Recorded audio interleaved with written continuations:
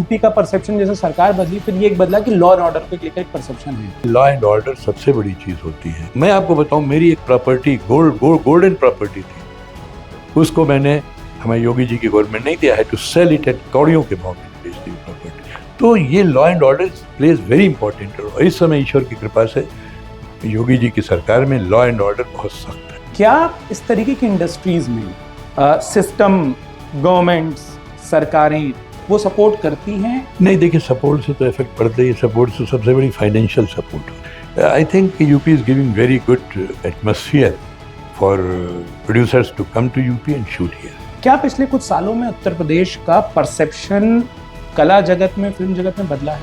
हमारा जो फिल्म बंधु है वो बहुत सपोर्ट करता है फिल्म मेकिंग। जब से फिल्म बंधु बना है उन्होंने सब्सिडी देनी शुरू की। आज लखनऊ में कोई दिन ऐसा नहीं होता होगा जिस दिन कम से कम 4-5 शूटिंग न हो रही। इनके नाम में है डॉक्टर, ये है साइंटिस्ट।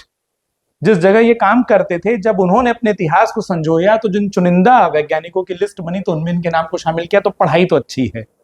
उसके बाद जब इन्होंने कला पर अपने हाथ आजमाए और अपने आप को, मैं इनको एक्टर से ज्यादा एक आर्टिस्ट कहता हूं, तो जब ये आर्टिस्ट बने तो ऐसे बने कि हम लोगों को वो शक्लें, वो चेहरा, और लखनऊ में जहां बड़ी नफासत से बोला जाता है वहां का एक आदमी हरियाणा के मुख्यमंत्री की स्टाइल में कैसे वो तू भी बोल ले और तड़ाक भी कर ले, वो भी करके बताई। तो जो पढ़ाई में अच्छे हुए, जो कला में अच्छे हुए, वो मोहब्बत में और अच्छे निकले। तो हमारे बड़े बुजुर्ग सिखा गए कि एक समय पर एक जगह फोकस करिए। आप एक समय पर 3-3 जगह फोकस कर रहे थे। कभी किसी ने नहीं कहा कि एक जगह फोकस कर लो? नहीं कहा। एक बार हमारे जो साइंस में CDRI में डॉक्टर नित्यानंद डायरेक्टर हैं, बहुत बड़े साइंटिस्ट हैं, तो उन्होंने एक बार हमारे जो हेड थे उनसे कहा कि रस्तोगी से कहो अगर जितना टाइम थिएटर में देता है साइंस में दे तो he can be better scientist. कहा उन्होंने बात। तो मैंने उनसे सिर्फ इतना कहा, मैंने कहा सर, मैं अपनी साइंस की ड्यूटीज़ कभी नहीं नेगलेक्ट करता हूँ। जो देखिए, साइंस रिक्वायर्स ए प्लानिंग। आप एक्सपेरिमेंट्स वगैरह प्लान करते हैं, तो मैंने कहा मैं अपनी प्लानिंग को पूरे शिद्दत के साथ, पूरी ऑनेस्टी के साथ आई डिस्चार्ज माई ड्यूटीज। और ये जो टाइम है ये भाई सभी लोग छुट्टी पे घर जाते हैं एक साथ एक्सपेरिमेंट ख़त्म करके, तो मैंने कहा मैं उस टाइम को इस्तेमाल करता हूँ थिएटर के लिए। तो उसके बाद फिर उन्होंने भी नहीं कहा। हर गाड़ी को चलाने के लिए तेल या फ्यूल की ज़रूरत होती है जी। आपकी वैवाहिक गाड़ी में वो जो फ्यूल था वो शायद मोहब्बत थी, इसीलिए हाँ, बता रहे हैं कि we had very good understanding with each other. और भाई चूंकि एक थोड़े बड़ी फैमिली से आई थी, मैं थोड़ा नक्शा भी खाता था। तो लेकिन ये था कि बहुत एकोमोडेटिव फैमिली थी उनकी भी। और हमारे फादर का ऐसा व्यवहार था, he was very friendly to big people in the society. तो इस वजह से हम लोगों की शादी भी हुई इसी लिहाज से। And we had very good past life. अब ये सोचिए कि जर्मनी में जब मैं गया हूँ, लैंग्वेज कोर्स में वाइफ्स नहीं जाती हैं, 4 महीने का जो लैंग्वेज कोर्स होता है। तो जो जर्मन एकेडमिक एक्सचेंज सर्विस की लेडी थी, उसे जब मेरी वाइफ को बोर्ड करते देखा प्लेन पे, बोले Rastogi ji how she is going, no no no no she is not allowed, she is not allowed. मैंने कहा madam, she is going on a different fellowship. So उनके में भी ये एक जिजीविषा थी कि हम पढ़ करके देखिए, ये वाकई में फैक्ट है कि शुरू के 4 महीने के लैंग्वेज कोर्स में मेरे कम से कम यहाँ से, मेरे लखनऊ से मैं प्रोफेसर PC मिश्रा गए थे, यहाँ इंडिया से करीब 30 लोग थे, किसी की वाइफ नहीं थी except my wife. Of course for some time she worked at a different place, I stayed at a different place. तो हम लोग अपना वीकेंड्स पे जाते रहते थे, मिलते रहते थे। मैं एक चीज पूछना चाहता हूँ, मैं दूसरे विषय पर आना चाह रहा था, लेकिन जैसा आपने बता दिया तो मेरे अंदर की एक यंग मैन वाली क्यूरियोसिटी जग गई। राजा बाजार के पुराने लखनऊ के उन गलियों में इस बात का भी क्या, जो लखनऊ वाले कहते हैं कि एक ऑरा होता था कि उस घर से भी मेरी बीवी आई? हाँ बिल्कुल बिल्कुल साहब, ये बड़े फख्र से कहा जाता था, इनकी बहू तो फलाने खानदान की है। बिल्कुल था, यू आर वेरी राइट। मैं आपको बताऊं, मेरा शुरू में नाम था, हमारे शायद माँ के बच्चे ज़्यादा जिंदा नहीं रहते थे, तो हम लोग बेच दिए गए थे बेगम साहब को, तो मेरा नाम रखा उन्होंने फ़कीर है। मेरे बड़े भाई साहब का नाम था गुलाम हुसैन। ये बेगम साहब ने आपको नाम दिया? हाँ, और हम ताज़िया रखते थे, हम दोनों भाई मुहर्रम में हम लोग ताज़िया रखते थे। और जहाँ तक मेरी याददाश्त है, कुछ समय तक मैं जब बेगम साहब शिफ्ट हो गए उधर नखास की तरफ, हम लोग उनके यहाँ जाते थे, वो हमें तावीज़ देती थी पहनने के लिए, वो हम फ़कीरी करते थे, लोगों के यहाँ कुछ मांगना होता है, हमें वो गोटा और वो सब, वो छुआरा और किशमिश और ये सब मिला करके खाने को देती थी। ये कल्चर था हमारा लखनऊ का। आप अक्षय कुमार को ये भी बता देते हैं कि तुम जो आज हीरो बन रहे हो, ये हीरो में लॉन्ग बैक बन चुका हूं। 30 साल पहले 50 साल पहले बन चुका हूँ। वो वाली कहानी बताइए कि आपने अक्षय कुमार को बोला जो आप साहब आज कर रहे नहीं, हैं वो मैं कर हुआ ये कि हम एक नाटक था पंछीजा पंछिया, जिसमें you play a Casanova who flirts with 3 different girls, all 3 are air hostesses. उसके हमने लगभग 400 शो किए। वो मेरा नाटक इतना पॉपुलर था, उसमें हीरोइंस तो बीच बीच में कुछ बदल गई, लेकिन हीरो नहीं बदला था। हीरो और मैं, हमारे साथ विजय वास्तव जी लखनऊ के बहुत सीनियर एक्टर हैं, मैंने बल्कि उनको देख करके थिएटर शुरू किया था। वो उसमें नौकर का रोल करते जो परेश रावल जी ने फिल्म में किया है, और थपलियाल जी रोल करते थे जो जॉन अब्राहम ने किया। तो मैंने तीनों लोगों को ये बताया। परेश रावल जी से मेरी एक मीटिंग एनएसडी में हो गई, वो एनएसडी के चेयरमैन थे, मैं कमेटी का मेंबर था। जॉन के साथ मैंने फिल्में की हैं। अक्षय कुमार जी के साथ मैं मिशन रानीगंज कर रहा था वहाँ यॉर्क इंग्लैंड में। तो मैंने उनको बताया, मैंने कहा अक्षय जी जो आपने गरम मसाला की है, आपने तो अभी की है 2000 के शुरू में, मैं 1976 से कर रहा हूँ। चले आपने रियली? मैंने कहा भाई कभी मैं भी जवान था। अब जो मेरा सवाल था वो ये था कि जब आप इतनी शिद्दत से अपने किरदार को अदा करते हैं, तो जब आप वो 3-3 हीरोइनों के साथ फ्लर्ट करते थे और घर आते थे और जीवन की हीरोइन मिलती थी, नहीं, वो आपको एज अ आर्टिस्ट बहुत मैच्योर मानती थी या? नहीं, that she had confidence in me. और ये हुआ है थिएटर में, आपको बताऊं, हमारे यहाँ सत्यमूर्ति जी जिसके फाउंडर थे, तो भाई जाहिर है देखो जब लड़का लड़की होता है तो थोड़ा एक म्यूचुअल अट्रैक्शन हो ही जाता। कहते जाने दो, रास्ते में चलने दो, लौटने में तोड़वा दूंगा। आप अपनी जिंदगी में आए हर किरदार को पूरा क्रेडिट देते हुए नाम याद रखते हैं कि कौन हमारी दुकान पर आया तो मेरा गुरु बना, कौन वो व्यक्ति था जिसने मुझे एक बिल्कुल। लाइन समझाई, वो लाइन समझने के बाद जब मैंने एक्ट किया तो ऑडिशन में मैं सिलेक्ट हो गया। बिल्कुल अशोक सिन्हा का नाम मैं इशकजादे के लिए लेता हूँ। वो किस्सा दर्शकों के लिए बता दीजिए कि हुआ ये था कि मुझे इशकजादे में दद्दू का रोल जो था, अर्जुन कपूर के ग्रैंडफादर का रोल पढ़ने के लिए दिया गया। उसमें एक सीन था, वो बॉबी के साथ, जो मैं मरीज बॉबी है वो कैरेक्टर बने थे उसमें, मैं उनसे एक डायलॉग बोलता हूँ, वही ऑडिशन में दिया गया था, वही मुझे भी दिया गया था और वही उनको दिया गया था अशोक सिन्हा जी को। को। उसमें एक लाइन मेरी समझ में नहीं आ रही थी। अशोक मेरे बगल ही बैठे थे, Ashok has been working with me in theatre for long time. मैंने कहा अशोक यार ये लाइन नहीं समझ आई। अरे सर ये तो बड़ी आसान है, ये ऐसे बोल दी। अरे मैंने कहा मेरी अकल में क्यों नहीं आई? अब देखिए मैं अशोक को कैसे भूल सकता हूँ, शायद उस लाइन की वजह से ही मुझे वो रोल मिला, और उस लाइन उस रोल की वजह से, इशकजादे की वजह से आज मैं जहाँ हूँ वहाँ हूँ। इशकजादे की वजह से हुआ ये कि मुझे बम्बई बुलाया गया। अब बॉम्बे तो लोग जाने के लिए एस्पायर करते रहते हैं, जाके स्ट्रगल करते हैं, मुझे बुलाया गया, हालांकि मैंने I was already going to be 70 years at that time. तो मैंने उस कास्टिंग डायरेक्टर रीमा गुप्ता थी, एक सनशाइन प्रोडक्शन था, उसका सीरियल आता था न बोले तुम न मैंने कुछ कहा, का सीजन 2 शुरू हो रहा था। उसने मुझे ऑडिशन भेजा, मैंने भेज दिया, अप्रूवल तो होना ही था, वो लोग पहले ही से अप्रूव कर चुके थे। बोली आप कब आ रहे हैं? मैंने कहा कहाँ? बोली बम्बई।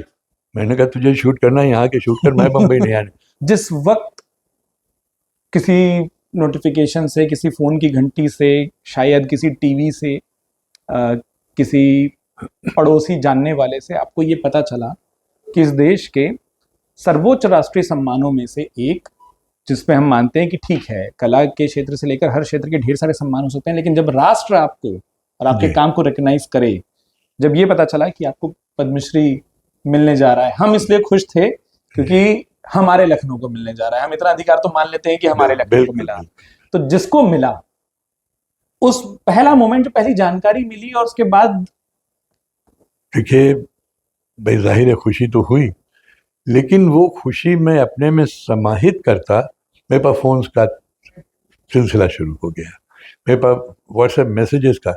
मुझे सबसे ज़्यादा खुशी इस बात की हुई सम्मान से। देखिए सम्मान हर एक आदमी को अच्छा लगता है, लेकिन मुझे ये अच्छा लगा कि मेरे जो साथी लोग हैं वो मुझे कितना प्यार करते हैं, उनको जितनी खुशी हुई शायद मुझसे ज़्यादा खुशी हुई। This I take as the biggest reward what I have got. वैसे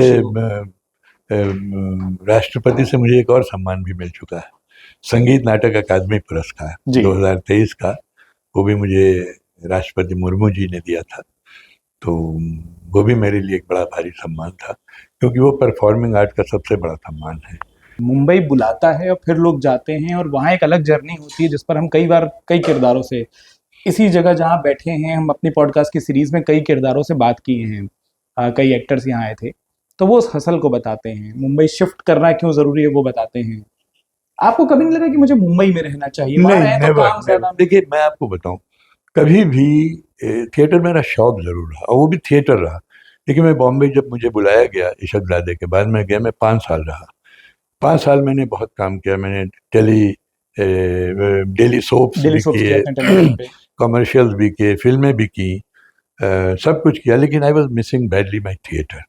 और जैसे आपने कहा, मैं थिएटर को I take it as my first love, क्योंकि जहाँ भी मैं आज खड़ा हूँ वो सब थिएटर की वजह से, हमारे गुरुओं की वजह से। हमने राज बिसारिया साहब हैं, उर्मिल कुमार थपलियाल जी रहे, इधर मैंने सूर्य मोहन के साथ काम किया, मैंने बीवी कारन जी के साथ काम किया, बंसी कौल के साथ काम किया, मैंने रंजीत कपूर के साथ काम किया।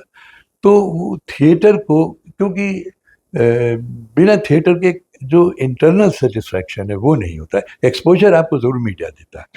मुझे लोग आज जो जानते हैं वो जाहिर है मुझे उड़ान की वजह से जानते हैं, इशकजादे की वजह से जानते हैं, मुक्ति भवन की वजह से जानते हैं। सर, हर जनरेशन के पास अपने रीजन है। आश- आपने DD1 जब होता था जी तब एक ऑडियंस ग्रुप बनाया, जी फिल्मों और मल्टीप्लेक्स के दौर में आपने एक नया ऑडियंस ग्रुप बनाया। तो मुझे लगता है कि हर दौर में आपने एक एक नया ऑडियंस ग्रुप क्रिएट मैं कर इस दिया। मामले में बहुत लकी रहा हूँ कि इसके पहले कि लोग मुझे भूलें, कुछ एक नई चीज आ जाती है। That's why I have been very lucky. क्या लखनऊ रुकने की एक वजह थिएटर के साथ साथ ये भी थी कि समंदर बनाम राजा बाजार की गलियां, ठंड में वो सुबह मलाई, वो नहीं अच्छे नहीं नहीं खस्ते? साहब, मैं I have always loved my Lucknow. मैं देखिए, मैं पुराने लखनऊ का रहने वाला हूँ, और आज भी मैं उसी पुराने लखनऊ में रहता हूँ जो मकान मेरे पिताजी ने 1954 में बनवाया। कभी ऐसा कुछ हुआ कि मुंबई शूट करने जा रहे हैं, जो भी आपसे कांटेक्ट में है उनको पता है कि आप शूट के लिए आए हैं, कोई फरमाइश कर दियो कि लखनऊ से आ रहे हैं साहब, जरा ये लेते आइए? हाँ हाँ, हुआ। अब मैं तो खाता नहीं हूँ, मैं तो नॉन वेज नहीं हूँ, लेकिन लखनऊ की बिरयानी मैं कई बार लेकर के गया। हाँ। साहब, ये अभी लखनऊ के लोगों पर एक एडिशनल प्रेशर अभी होता अभी है। अभी जया भट्टाचार्य लखनऊ की है, उसने मुझे मक्खन मंगाया था मुझसे। अभी मैं और गया था आपके प्ले इलाके करने, से तो बेहतर कहाँ हमारे मिले? इलाके नहीं। देखिए, इस मामले में Lucknow is very good. Lucknow में खान पान की चीज़ें, बल्कि मैं आपको बताऊं, एक सीरियल मेरा था कलश, उसमें मेरी एक बहू का रोल करती थी बच्ची। तो उसने मुझे कहा, अंकल मैं अब एक रेस्टोरेंट खोल रही हूँ, can you get me some delicious foods of Lucknow. Lucknow.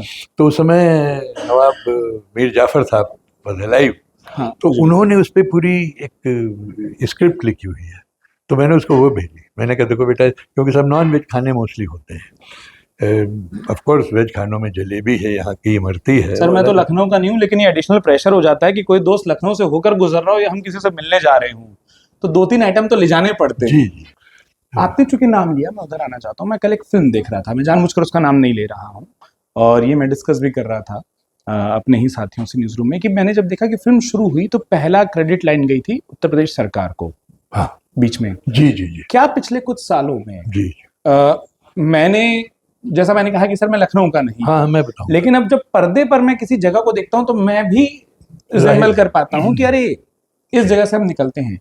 क्या पिछले कुछ सालों में उत्तर प्रदेश का परसेप्शन कला जगत में, फिल्म जगत में बदला है? बहुत बदला है। हमारा जो फिल्म बंधु है वो बहुत सपोर्ट करता है फिल्म मेकिंग में।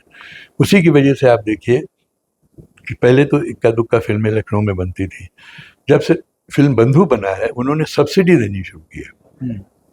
हिंदी फिल्म के लिए शायद 25% सब्सिडी है, जो लोकल डायलेक्ट की फिल्में बनती है या भोजपुरी फिल्में बनती हैं उनको 50% सब्सिडी है। अब सुना OTTs पे भी, जो प्लेटफॉर्म पे जो वेब सीरीज आ रहे हैं उनको भी सब्सिडी दे रहे हैं। दूसरे ये है कि यहाँ के जो कलाकार आप लेते हैं, अगर आपके इतने कलाकार हैं तो आपको एडिशनल सब्सिडी मिलती है। तो आप ये देखिए कि पहले जब इक्का दुक्का फिल्में, आज लखनऊ में कोई दिन ऐसा नहीं होता होगा जिस दिन कम से कम 4-5 शूटिंग न हो रही हो। इवन डेली सोप्स, जिनका गढ़ सिर्फ मुंबई था, हिंदी के लिए, I am not talking of other languages. वो लोग यहाँ दूरदर्शन तो बनाता था सीरियल, जैसे बीवी नातियों वाली बना, मेरा ओखड़ा क्या देखें दर्पण में, कई बहुत सारे सीरियल बने, लेकिन जो लंबे लंबे जो डेली सोप चलते हैं वो यहाँ लखनऊ में, अब यहाँ वो भी बनने लगे। इस समय मैं 2 ऐसे डेली सोप्स को जानता हूँ जो लखनऊ में शूट, तो उससे क्या हुआ कि हमारे लखनऊ में और आसपास बहुत अच्छे कलाकार हैं। अब वो कलाकार, जैसे मैं बम्बई चला गया, हर एक के पास इतनी सुविधाएं नहीं होती हैं, फैमिली कंपल्शंस होते हैं, तो उसकी वजह नहीं जा सकते। तो आज उनके लिए it has become a golden opportunity to work. और इसीलिए मैं कहता हूँ कि बच्चों को आज अगर टैलेंट है आप में, देखिए टैलेंट होना तो जरूरी है, you can groom the talent, but you can make some untalented person talented. दूसरा, आपने पिछले सवाल में नाम लिया था, और मैं कहा ना, ये बातें तो कई बार बातों से बातें निकलती हैं। इसी जगह जहाँ बैठे हैं कुछ अभिनेता आए हमारे पॉडकास्ट पे। अब जैसे आपने कहा लखनऊ में बहुत शूटिंग हो रही है, तो हमने राजकुमार राव साहब को बुलाया था, उससे पहले आपने मुल्क के डायरेक्टर रहे अनुभव जी, वो हमारे साथ बैठे थे। कई डायरेक्टर्स ने या कई एक्टर्स ने इस बात को भी कहा जी। अनुभव जी तो खैर यूपी से, अनुभव जी ने मुझसे कहा कि Anil ji, I never knew Lucknow है सच गुड टैलेंट। अनुभव जी ने मुझसे कहा ये बात। और आप तो बिल्कुल पैरेलल कैमियो आपका था, या मतलब मैं कहूँ रनिंग आपकी एक्टिंग थी पूरी ऋषि जी के साथ। और आपकी उस एक्टिंग के कारण उस फिल्म का जो एंड आता है, जहां वो एक लाइन आती है जो मुझे लगता है हर सभ्य इंसान को वो सूट करेगी। जो कुछ कैरेक्टर्स या कुछ किरदार या जो कुछ कलाकार थे फिल्म इंडस्ट्री से जुड़े, वो ये कहकर गए कि यूपी का परसेप्शन, जैसे सरकार बदली फिर ये एक बदला कि लॉ एंड ऑर्डर को लेकर एक परसेप्शन है। बोले हम पहले छोटे शहरों में शूट करने को लेकर एक संकोच करते थे, हमको अगर वैसी कोई कहानी मिलती थी तो हम शायद मध्य प्रदेश चले जाते थे, बीहड़ दिखाने हो, बहुत होते हैं, हाँ बीहड़ दिखाने हो, जंगल दिखाने हो, छोटे दिखाने हो, या महाराष्ट्र के विदर्भ वाले इलाकों में अब वो भी आने लगे हैं। तो ये अगर मैं, और चूंकि आपको मैं सिर्फ लखनऊ तक सीमित नहीं रखना चाहता, क्या इस दौरान आए ढेर सारे बदलावों से स्टेट पर और खासतौर पर कला के क्षेत्र पे भी इम्पैक्ट पड़ता है क्या?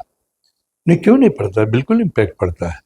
लड़के जो हैं वो बेहतर से बेहतर काम करने की कोशिश करते हैं ताकि उनका सिलेक्शन हो सके। देखिए, पहले जब हमने थिएटर शुरू किया था इसके कोई एवेन्यूज़ नहीं थे, सिर्फ हम स्वांता सुखाए करते थे। आज मैं जब स्कूल कॉलेज में जाता हूँ, मैं बच्चों को कहता हूँ कि आप इसको अपना करियर ऑप्ट करिए, क्योंकि इसमें इतना स्कोप है। आप देखिए कितने चैनल्स और OTT, कितने एवेन्यूज़ बढ़ गए हैं, लाखों में कलाकारों की ज़रूरत है। वो कलाकार कहाँ से आएंगे? तो आज आप देखिए शहर में तमाम वर्कशॉप्स हो गए। वहाँ भारतीय नाट्य अकेडमी कई वर्कशॉप करता है, एट ए टाइम 2-2, 3-3 उनकी वर्कशॉप चलती हैं। They are contributing tremendously. Course के बच्चों को तो पढ़ाते ही हैं, लेकिन वर्कशॉप कर रहे हैं। हमारे कुछ और अच्छे, ललित सिंह पोखरिया हैं, is a very good director, वो वर्कशॉप करते हैं। पुनीत अस्थाना है, वर्कशॉप करते हैं। तो इन वर्कशॉप से जो बच्चे जो ट्रेनिंग में निकल रहे हैं, उनके लिए बहुत एवेन्यूज़ मिल रहे हैं उनको अच्छे। सर मैं एक चीज, मैं ना आपके साथ, एक तो मैं इसलिए कंफ्यूज हूँ कि पूरी की पूरी बातचीत एक कलाकार के तौर पर ज्यादा हुई, आपके इतने किरदार हैं जीवन के ही, एक आपके अनुभव का लाभ लेते हुए एक चीज पूछना चाहता हूँ, और ये आप मुझे बेहतर बताइए, क्योंकि मेरी एक्टिंग की समझ 0 है, और अगर 0 से नीचे कोई नंबर होते हैं तो शायद वहां, नहीं, ऐसा नहीं, और कला की भी। लेकिन क्या इस तरीके की इंडस्ट्रीज में सिस्टम, गवर्नमेंट्स, सरकारें वो सपोर्ट करती हैं, और उनके काम करने के तरीके से इन पे कोई इम्पैक्ट पड़ता है? नहीं, देखिए सपोर्ट से तो इफेक्ट पड़ता ही। सपोर्ट से सबसे बड़ी फाइनेंशियल सपोर्ट होती है। क्या यूपी में मिलता है? हाँ, मिलता है फाइनेंशियल। अब लेट हो सकता है, जैसे मैंने बताया सब्सिडी देते हैं वो। जैसे मैं अपनी आंखों से एक चीज बता सकता हूँ कि मैंने कुछ कलाकारों से बात की, उन्होंने कहा कि पहले हम यूपी उतना नहीं आते थे, या यूपी की कहानी भी यूपी में शूट नहीं होती थी, वो बाहर होती थी। तो जैसे किसी ने कहा कि आपकी गवर्नमेंट के काम करने का तरीका या लॉ एंड ऑर्डर के परसेप्शन ने हमको कॉन्फिडेंस दिया। बिल्कुल सही बात है। हम 300 लेकर यूनिट लेकर, देखिए लॉ एंड ऑर्डर सबसे बड़ी चीज होती है, क्योंकि देखिए एक से एक बड़े आर्टिस्ट आती हैं, एक से बड़ी फीमेल हीरोइंस आती हैं। अगर लॉ एंड ऑर्डर सही न हो तो बड़ा मुश्किल है। अभी मैं एक वीडियो देख रहा था, उसमें एक बाहुबली के बारे में बता रहे थे एक साहब, अब नाउ दैट बाहुबली नो मोर। तो उन्होंने कहा साहब इसके तो सामने इससे किसी लड़की को देखा उठा लिया जाता था। ये ज़माना था एक समय यूपी में, and that is true also. मैं आपको बताऊं, मेरी एक प्रॉपर्टी गोल्डन प्रॉपर्टी थी, उसको मैंने हमें योगी जी की गवर्नमेंट नहीं थी, I had to sell it at कौड़ियों के भाव मैंने बेच दी वो प्रॉपर्टी। आज वो प्रॉपर्टी कई करोड़ रुपए की है, क्योंकि मुझे थ्रेटनिंग मिलने लगी थी उस समय। मेरी प्रॉपर्टी खाली होगी, 6,000 स्क्वायर फीट की प्रॉपर्टी। वो आपको तो दबाव में बेचनी पड़ी है, दबाव में बेचनी पड़ी। मैंने दवा में मुझे बेचनी पड़ी। तो ये law and order plays very important role. इस समय ईश्वर की कृपा से योगी जी की सरकार में लॉ एंड ऑर्डर बहुत सख्त है, पुलिस भी सपोर्ट करती है, क्योंकि देखिए एडमिनिस्ट्रेशन का सपोर्ट तो चाहिए। अब कहीं पे शूटिंग कर रहे हैं, है ना, तो वहाँ लोकेशन है, लोकेशन में तमाम लोग बाहर से आ जाते हैं, तो जब तक पुलिस सपोर्ट वगैरह नहीं होगी तो नहीं होता। आप खुली सड़कों पे शूट कर रहे हैं तो वहाँ भी एडमिनिस्ट्रेशन की सपोर्ट होती है। तो I think UP is giving very good atmosphere for producers to come to UP and shoot here. Prabhu Deva साहब से बात हुई? क्योंकि आपने एक शब्द बोला, उन्होंने भी वही बोला कि बोले मैं यूपी को जितना जानता हूँ उसमें मुझे 3 चीज पता है, खाना, राम मंदिर और योगी जी। बोले बिल्कुल 3। सही, बिल्कुल सही। एक चीज पूछता हूँ सर, अब थोड़ी सी मैं और बात बदलता हूँ। साइंस बहुत पढ़ना पड़ता है, मतलब जी हमने शायद ली ही इसलिए नहीं कि बहुत पढ़ना पड़ता है। जी जी, बिल्कुल बिल्कुल बिल्कुल। उसके बीच में ये थिएटर करने का वक्त, और हर घड़ी में सर 24 घंटे होते हैं, 25वें घंटे की घड़ी आज तक मैंने नहीं देखी। तो हर आदमी के पास एक बराबर एक दिन में समय है। मैं अभी अपना कोई इंटरव्यू देख रहा था, उसमें शायद मैंने बोला था काश कि दिन 34 घंटों का होता। लिटरली उसमें आज ही मैंने सुबह देखा है। देखिए ये क्वेश्चन है टाइम मैनेजमेंट का। 24 घंटों में बहुत से लोग अपने इंस्टीट्यूट में काम किया, उसके बाद खाली हो गए, अपनी फैमिली के साथ दिया, घूमने गए, वो गए। मैं उस टाइम को मैं इस्तेमाल करता था अपने दूसरे शौक के लिए। तो ये कभी आपने कोई एक स्पेशल एक्ट या कोई एक दिन का शो रखा कि आपने ये चाहा कि मेरे वो सारे साथी फ्रंट रो पर हों, वो सब बैठे, मैं उनके लिए एक दिन परफॉर्म करूं जिन्होंने मेरे जीवन में इतना साथ दिया है? नहीं, ऐसा मौका तो नहीं आया। एक्चुअली बड़ी लंबी लिस्ट है। अब जैसे मैं आपको बताऊं, मैं दावत देने की सोच रहा हूँ। अब मेरी लिस्ट 800 से 1000 से 1200 अच्छा, वो बनती ही जा रही है, बढ़ती ही। क्योंकि मैं आपको बताऊं, मुझे इस शहर ने, मेरे कलाकारों ने, मेरे साइंटिस्ट लोगों ने, मेरे परिवार ने मुझे इतना प्यार दिया है, इतना मुझे सपोर्ट किया। देखिए बिना ऑडियंस के सपोर्ट के you can not survive in theatre. बिना एक्टर सपोर्ट आप कैसे करेंगे भाई? आप अकेले की एक्टिविटी तो है नहीं, मोनो एक्टिंग आप कर रहे हैं। तो luckily I had cooperation from all sections of people, all quarters of people, including science, theater and my family. So I have been greatly privileged, I must say, and I am thankful to God for giving me this privilege.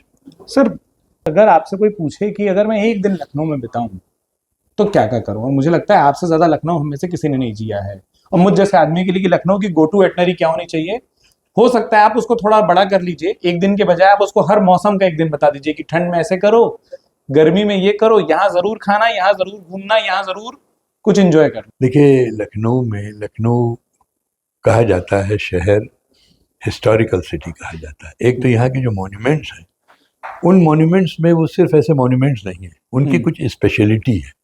जैसे यहाँ का जो इमाम बाड़ा है, अब आप इमाम बाड़ा जब आप जाते हैं तो इमाम बाड़े का जो आर्किटेक्चर है उसका, जैसे इमाम बाड़ा नॉट जस्ट एन इमाम बाड़ा, इसी इसका जो आर्किटेक्चर है, जिस ढंग से उन्होंने बनाया है, बिना किसी खंभे के, बिना किसी सपोर्ट के, जिस ढंग से बनाया, बिना वुड यूज किए हुए, दैट इज रिमार्केबल। तो यहाँ की हिस्टोरिकल इमारतें जो हैं, यहाँ जो लड़ाई लड़ी गई थी जो रेजिडेंसी में, इसी वहाँ पर आज एक शो भी चलता है, लाइट एंड साउंड शो भी चलता है। तो ये चीज़ें, और बाकी खाने को तो आप जानते ही हैं। दूसरी यहाँ की तीसरी चिकन की बहुत मशहूर इंडस्ट्री है। यहाँ का जो चिकन है वो पूरे दुनिया में मशहूर है। यहाँ की जो चिकन की कारीगरी होती है, आप अगर देखें पद्मश्री लिस्ट में हमारे लखनऊ के कई कलाकार हैं चिकनकारी के लिए, जिनको कि उसके लिए मिला है। दूसरे, अगर आप आम के सीजन में आते हैं तो लखनऊ में जो आम मिलता है आपका, वो आपको जो बम्बई का कौन सा आम होता है, अल्फांसो स्टैंड्स नोवेयर। नहीं, वो तो इसी से समझ आ गया जब आपको नाम भी याद नहीं आ रहा कि टिकता ही नहीं है कहीं। जी, और इतना महंगा वहाँ मिलता है। हमारे लखनऊ का आम बेहतरीन भी होता है, सस्ता भी होता है, एंड टेस्टी भी होता है। और चिकन इंडस्ट्री हो गई, खाना हो गया, इमारतें हो गई। Thank you. बहुत बहुत शुक्रिया अपना वक्त देने के लिए। मुझे नहीं मालूम मैं आपसे कैसी बात कर पाया, नहीं, बहुत अनुभव में अच्छी बात छोटा और हर आपसे चीज हुई। में छोटा, लेकिन मेरा- कोशिश की कि आपसे बात कर सकूं। मेरा परम सौभाग्य कि आपसे मैंने बात की। Sir thank you. बहुत बहुत शुक्रिया अमर उजाला पर अपना वक्त देने के लिए। अमर उजाला इस पॉडकास्ट को सुनकर आपको जो भी कुछ लगा हो, अनिल जी के बारे में आपके जो विचार हो, हमें जरूर लिखकर बताएं। फिलहाल इस पूरी चर्चा को यहीं विराम। बहुत बहुत धन्यवाद।